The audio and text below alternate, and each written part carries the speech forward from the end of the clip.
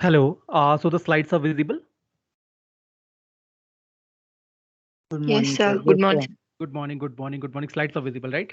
So in the last class, we have dealt with what? We have dealt with the antimetabolites, right? So we were calling the antimetabolites as molecule which do what? What are the antimetabolites? Antimetabolites were the molecules that actually mimics the natural substrates, right? So we have talked that there are four major types of antimetabolite category, right? For in your syllabus, there are three types of categories, and that is the folate analog, purine analog, and the pyrimidine analogs, right? So that day we have discussed about the folate antagonist or the folate analog, right? And that drug was the methotrexate, right? So that what we discussed about the folic acid or the tetrahydrofolate THF, right? And the THF was responsible for what? THF was responsible for synthesis of what? I guess no one has read. Synthesis of basically the nucleic acid, right? For example, the nitrogenous bases first, right? If there will be the nitrogenous bases, they will lead to the synthesis of the DNA and the RNA. So DNA and RNA are the nucleic acids, right? So what this drug was doing, let me open the pointer, right? So what this drug was actually mimicking the folate, right? And when this drug were actually mimicking the folate, what it was doing, it was reacting to all those sites where this folate is a natural substrate, right? It was inhibiting. So if it is not a natural substrate, for example, if the methotrexate is not a natural substrate, what it will do, it will inhibit the natural enzymes, right? And if the natural enzymes are inhibited, and if the THF, tetrahydrofolate, is not synthesized, what will happen? The nitrogenous bases will not be synthesized in a cell, right? And if nitrogenous bases will not be synthesized, what it will do? The DNA and RNA will not be synthesized, and the cell will eventually die, right? Because it will not be able to undergo the cell division or the differentiation, right? So that was the main point, right? So this thing we have discussed that day, right? So today what we are going to discuss about the purine and the pyrimidine analog, right? So basically when we are talking about the purine and the pyrimidine for example, right, there are three major pyrimidines in nucleic acid, right? And I'm saying nucleic acid because I'm concerned to both the DNA and the RNA, right? So basically there are three types of pyrimidines: the cytosine, the thymine, and the uracil, right? So uracil is present only on the RNA, right? So this is the thing. Second thing, the purines, we have the two purines. We have the adenine and the guanine, right? So in the pyrimidine, the thymine is present only in the DNA, and the uracil is present instead of thymine in the RNA, right? So in RNA there is no thymine, only uracil is there. So this question might also be asked in the biochemistry section, right, in your GPAT exam. So you should remember that thing. Now these all the nitrogenous bases, whether I talk about the purines or the pyrimidines, they get activated in their triphosphate form, right? For example, in our body, if any molecule need to show some function, right? If any molecule need to show some function, it has to be in the triphosphate form, right? So this is the major thing, because the triphosphate form is a high rich energy form of that particular molecule, biomolecule rather I would say, right? So this is the thing, and this is the thing, right? So now that day I have also discussed about the difference between the nucleoside and the nucleotide, right? That was a basic difference. So nucleoside means your nitrogenous base, either the purine or the pyrimidine with sugar, right? With sugar. So sugar and the nitrogenous base make nucleoside, and nucleotide means base, a nitrogenous base, a sugar, and a phosphate, right? So this will make a nucleotide, right? So this is the thing, and all these molecules are activated in their triphosphate form, right? So this was the thing to remember. The molecule will not act as such, for example, in a monophosphate form or the diphosphate form. It has to be converted to the triphosphate form for the maximum activity, right, when it will be competing with the natural substrate. So that was the thing, right? So I'll be starting with the analogs of the purine, right? So this is the purine molecule, right? This is the purine. And now see the drugs. For example, there is one drug thioguanine, right? In your syllabus, there are three drugs: thioguanine, mercaptopurine, and azathioprine, right? So basically, these are the three drugs. And if you look at the structure of these three drugs, see the basic pharmacophore, what they have. They all have the basic pharmacophore of purine, right? For example, see the mercaptopurine. It has again what? The basic pharmacophore is again what? It's a purine. Again, see the azathioprine, right? Again, it has the basic pharmacophore of purine, right? So these will be exchanged for the natural substrate of purines, right? So this is the thing. So I'll be discussing about some of the drugs, right? For example, the thioguanine and the mercaptopurine competes with the hypoxanthine and the guanine, right? So these will be these two drugs. The thioguanine and the mercaptopurine will be competing with what? For example, in the DNA, RNA, the hypoxanthine is something different. It is also a nitrogenous base, but it is mainly it will be competing with the guanine, right? And it will be replacing the guanine from the natural substrate, right? So basically, when we have the 6 mercaptopurine on the 6th thioguanine, they are actually converted to the TGMP. TGMP is thioguanylic acid. I have written over here, right? It will be converted to the thioguanylic acid, and this thioguanylic acid, right, will be interfering with the synthesis of the guanine nucleotides by its inhibition of the purine biosynthesis. So basically, see, this TGMP is the false substrate, right? This is not the natural substrate, right? So if it is the false substrate, what it will do, it will inhibit the synthesis of guanine nucleotides. For example, the importantly is the guanine molecule, right? And if there will be no guanine, right, there will be nothing to incorporate in the DNA, and hence the cell will eventually die, right? So this is the basic mechanism of this drug, right? So now again a small note, all the metabolite get need to be converted into the triphosphate form before their activation. This I have already dealt, right? So now I have this third drug, azathioprine, right? So now the mechanism of azathioprine is very simple, right? What azathioprine do? Azathioprine under, this is a prodrug, for example. All these antimetabolites are prodrug as such, right? So remember that thing. So this azathioprine is first get converted into 6 mercaptopurine, right? And if it is converting into the 6 mercaptopurine, then again the mechanism, it will be showing the mechanism of the 6 mercaptopurine, like what? It will be inhibiting what? It will be inhibiting what? Anyone? Guanine. Yeah, it will be interfering with the synthesis of the guanine, right, by inhibiting the enzyme TGMP, right? And TGMP is thioguanylic acid. It is required to synthesize the guanine molecule, right? So this is the basic mechanism, right? So this is the mechanism. Basically, the azathioprine is there, and it is converting to the 6 mercaptopurine. Now, up 6 mercaptopurine, I said that it can also inhibit the hypoxanthine. So hypoxanthine is something related to the xanthine oxidase. So we'll be not going into this field, right? We are basically concerned with the cancer. So we'll be basically concerning with the nucleic acid synthesis, right? So basically, this 6 mercaptopurine will be converted into the TIMP. So basically under the influence of HPRT. So HPRT is hypoxanthine guanine phosphoribosyl transferase. So what it will do, it will transfer a phosphoribose group, right? So see, this is 6 mercaptopurine, and this phosphoribose, see, this is the ribose. This is the ribose molecule, sugar molecule, and this is the monophosphate. This monophosphate has come here. Now this monophosphate will further be get converted to the triphosphate form, right? It will be getting converted into the triphosphate form. So it will be either forming a oxy or deoxy, right?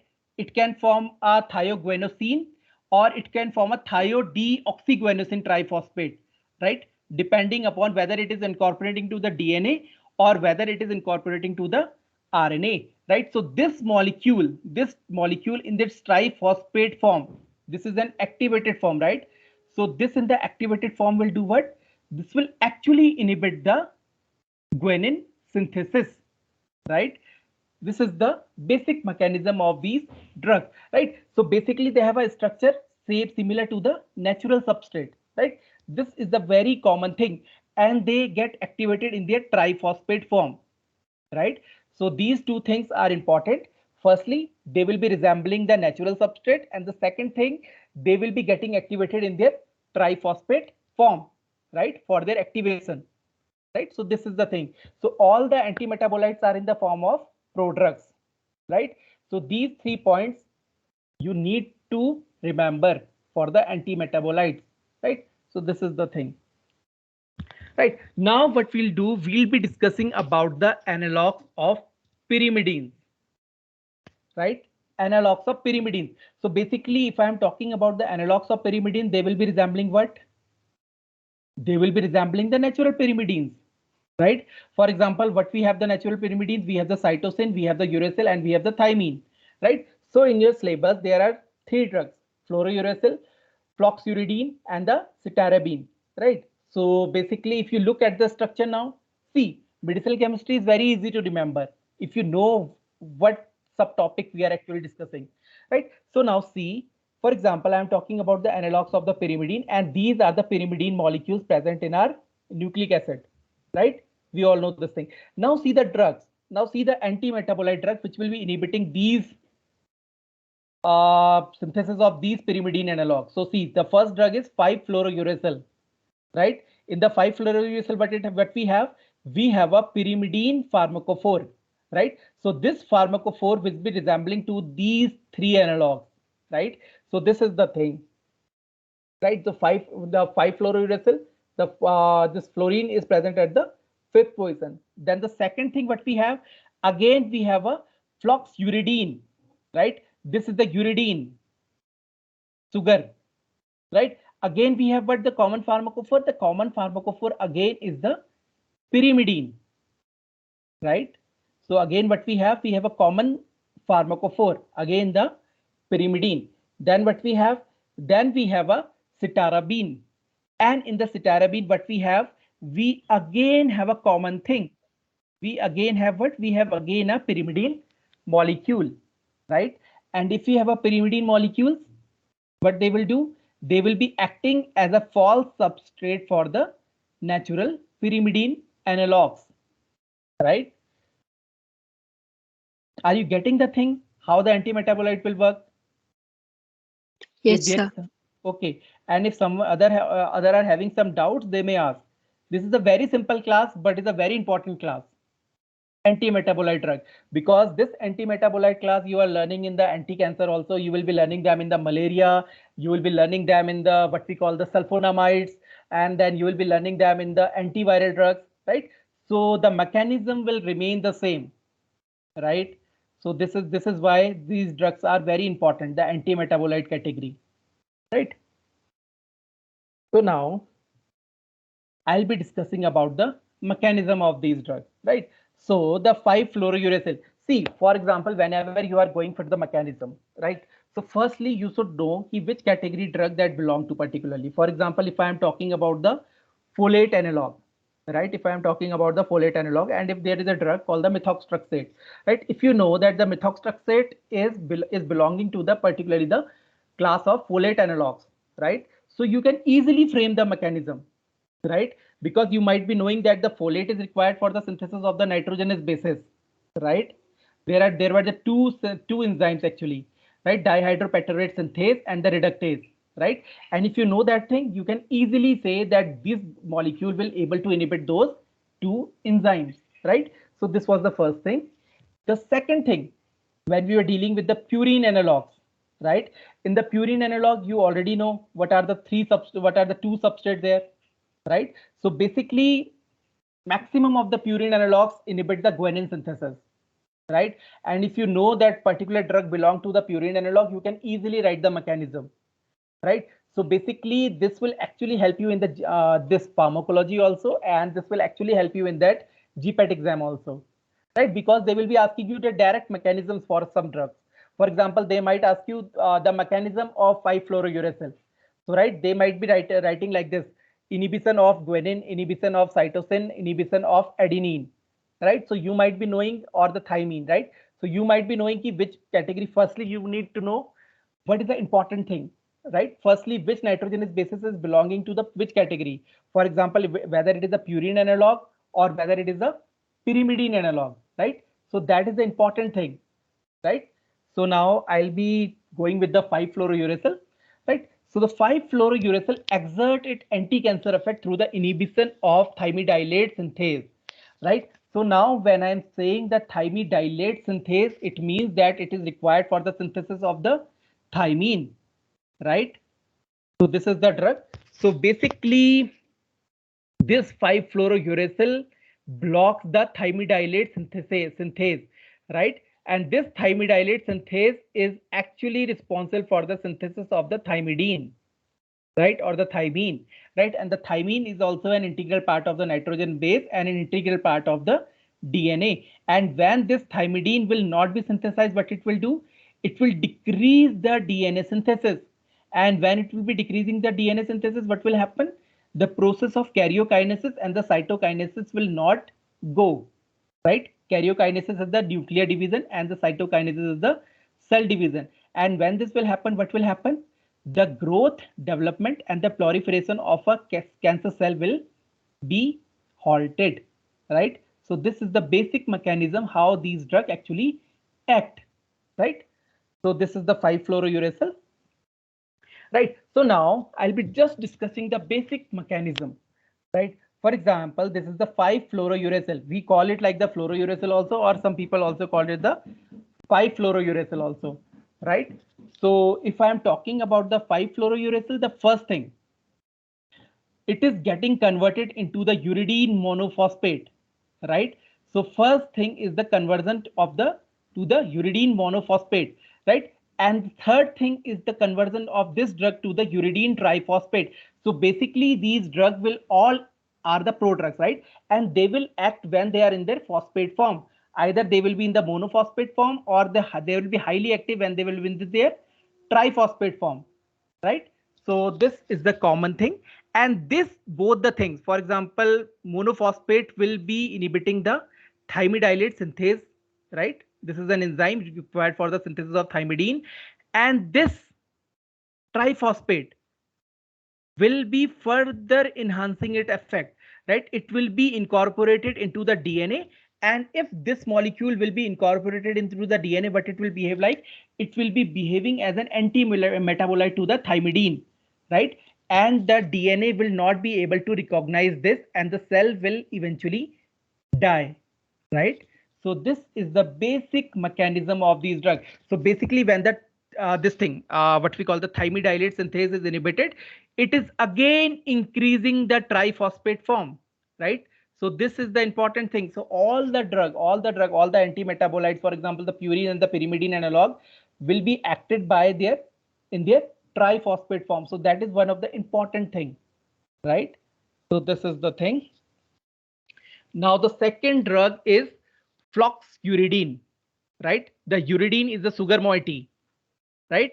So what is happening in the floxuridine rapidly undergoes the catabolism to form the 5-fluorouracil, right? So for example, in your GPAT, they may ask you a question, what is the active drug for the floxuridine, right? So it is the 5-fluorouracil. So this floxuridine gets converted to the 5-fluorouracil, and if it is getting converted to this 5-fluorouracil, what will be the mechanism? The mechanism will be same as of 5-fluorouracil. It will be inhibiting the thymidylate synthase and it will be inhibiting the synthesis of the thymine. And the second thing will be it will be incorporating instead of the thymine in the DNA, right? So this is the common two mechanism of these drugs, right? So this is the structure of the floxuridine, right? Now we have a cytarabine, right? Now this is the structure of cytarabine, right? But we have a pyrimidine ring, right? So now what happens? See, the cytarabine gets converted into active form cytarabine triphosphate. Like the same thing was the 5-fluorouracil. It was converting into the uridine triphosphate or it was converting into the uridine monophosphate.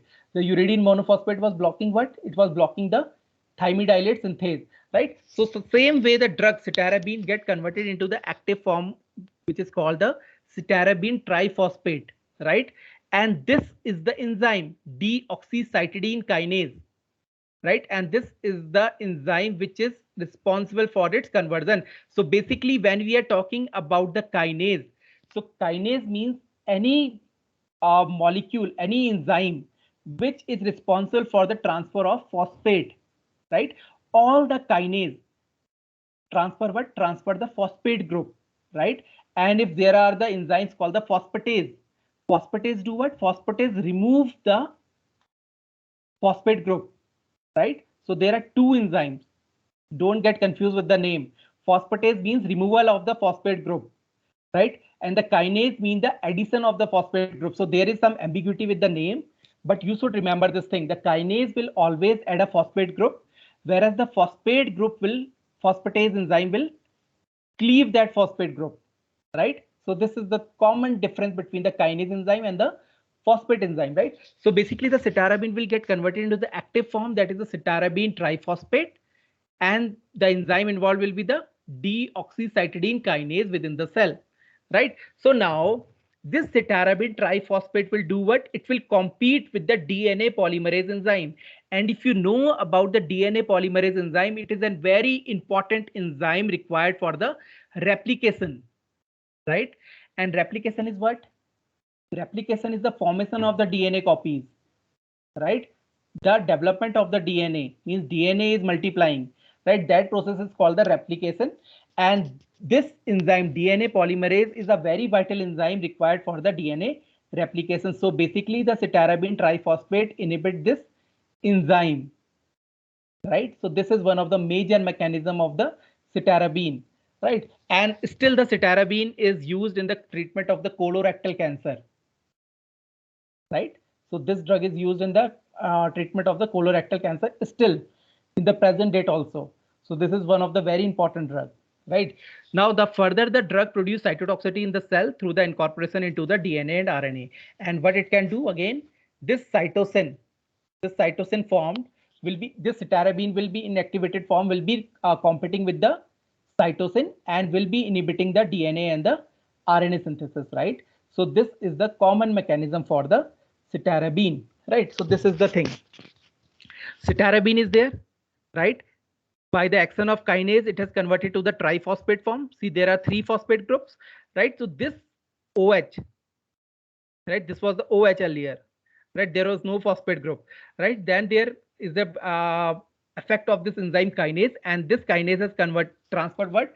Transferred the phosphate group, right? And when the phosphate group is there, this is in the triphosphate form. See, this is in the triphosphate form, and this triphosphate form will get incorporated into the DNA. So this will do two things. Either this can inhibit the DNA polymerase enzyme, and secondly, it will be incorporated into the DNA because it will be behaving as an anti-metabolite or an analog to what? To cytosine, right? So it will be incorporating into the DNA, and what it will do? It will inhibit the DNA strand elongation. So you might be knowing, firstly, when there is a DNA replication, first the strand grows, and then there is then enzymes which actually cleave. There is a restriction formation, there is a two strand formation, right? One, there is a complete strand, and the second one is called the Okazaki fragment, right? And then they split into two, the DNA gets split into two, right? So basically this will inhibit that thing, right? And consequently what will happen? The cell cycle will be blocked, right? I'll be talking you in more detail about the cell cycle, what is the cell cycle and how the drugs actually affect the cell cycle. So you know about something about the cell cycle? Anyone? What do you understand by the cell cycle? Anyone?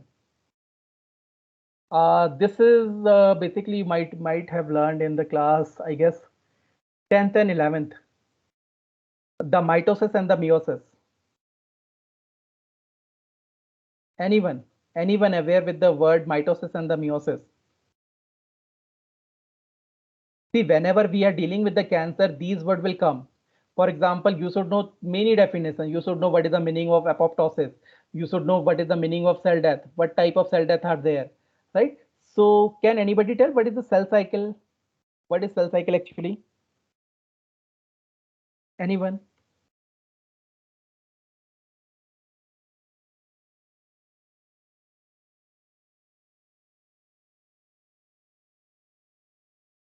Any one of you? Okay, even if you do not know, see, there are two phases, basically the mitosis and the meiosis.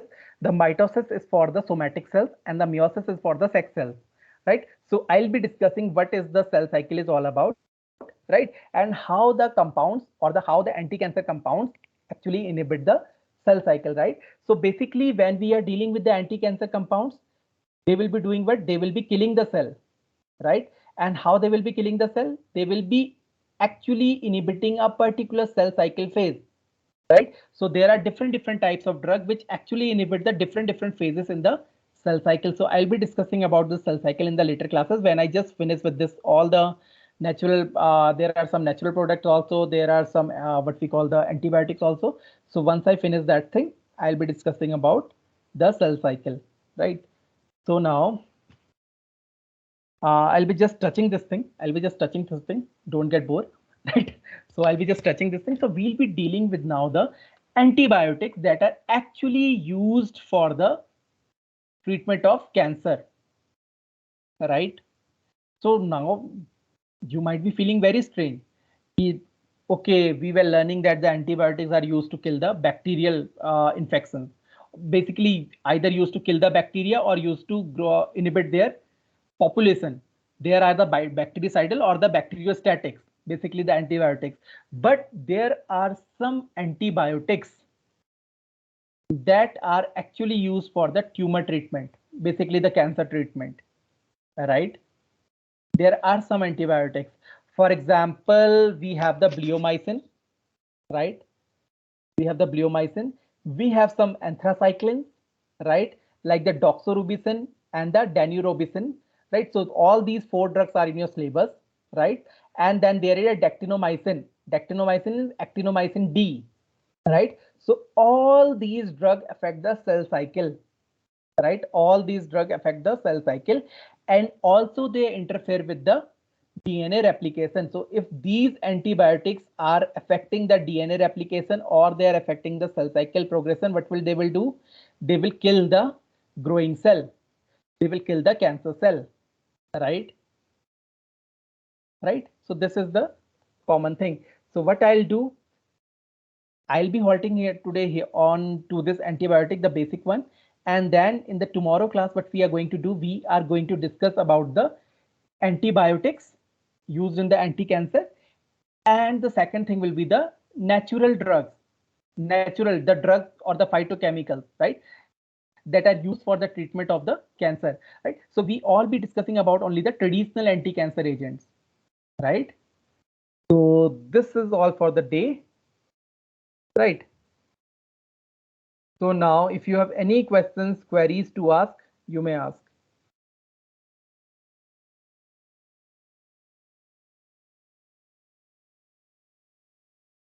So any queries, questions, anything. If you are not getting anything, then you can also ask. And if someone is not able to access their Moodle, they can also ask, say, I can just add that thing, right? So all the lectures have been added to the, other than this anti-neoplastic have added to the that Moodle. And what I have done, I have also added some YouTube links. Actually, these recorded session I have just moved to the YouTube and the links I have shared in the what we call that Moodle, right? And there are some books also. There are some wonderful books in the medicinal chemistry and for your reading also, right? So you can just refer them. And if there are some doubts, queries or anything, you may ask. So are there any queries or doubts? Anyone?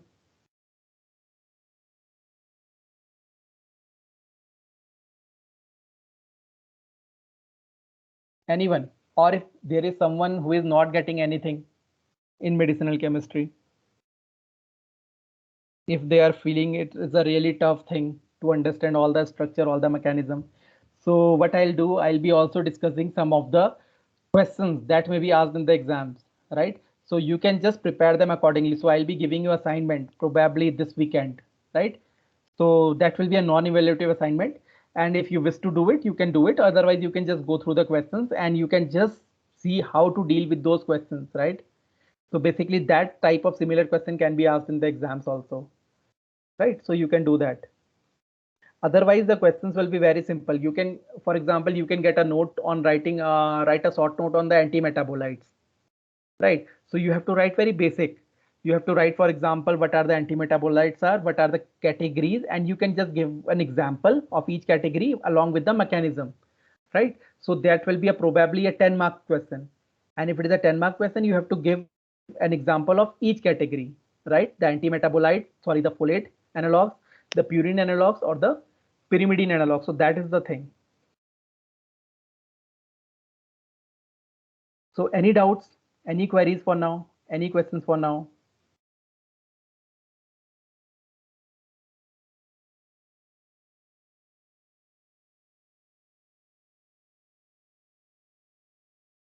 So if there is no questions or queries,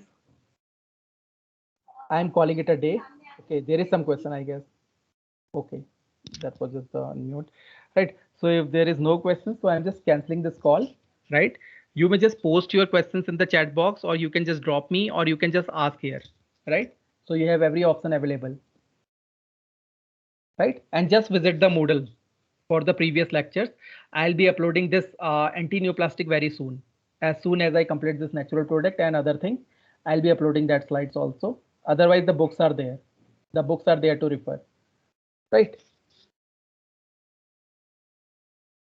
So thank you, class, for joining. Have a wonderful day. Thank you. Thank you, sir. Thank you, sir.